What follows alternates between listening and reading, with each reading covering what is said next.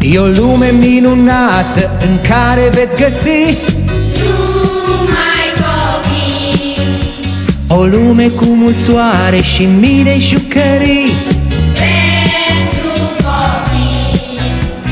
În lumea cu povești și flori veți întâlni Numai copii. și o lume a inocenței, păstrați orice-ar fi.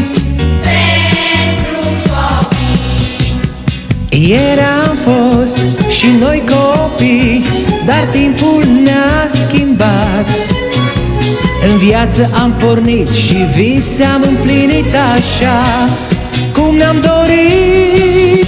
Gânduri bune câte am strâns și tot ce-am învățat. Copiilor să dăm iubirea ce-o purtăm ce-i bun, să le arătăm. E o lume minunată în care veți găsi Numai copii. o lume cu mult soare și mii de jucării. Pentru copii. În lumea cu povești și flori veți întâlni Numai copii. și o lume a inocenței, păstrați orice-ar fi. Pentru copii. Ieri am fost și noi copii, dar timpul ne-a schimbat. În viață am pornit și vise am împlinit așa cum ne-am dorit. Gânduri bune câte am strâns și tot ce-am învățat. Copiilor să dăm iubirea ce-o purtăm ce-i bun, să le arătăm.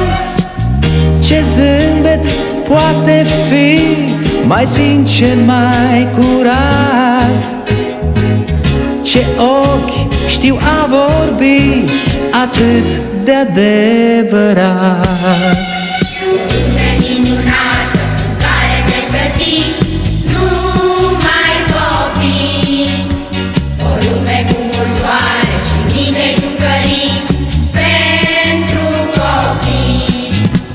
În lumea cu povești și flori veți întâlni numai copii. Și o lume a inocenței, păstrați orice-ar fi.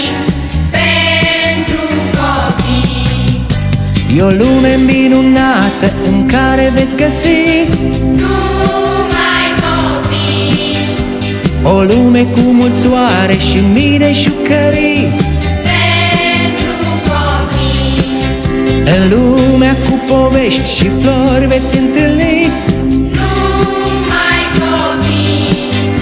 și o lume a inocenței, păstrați orice-ar fi. Pentru copii. E o lume minunată în care veți găsi Numai copii. o lume cu mult soare și mii de jucării.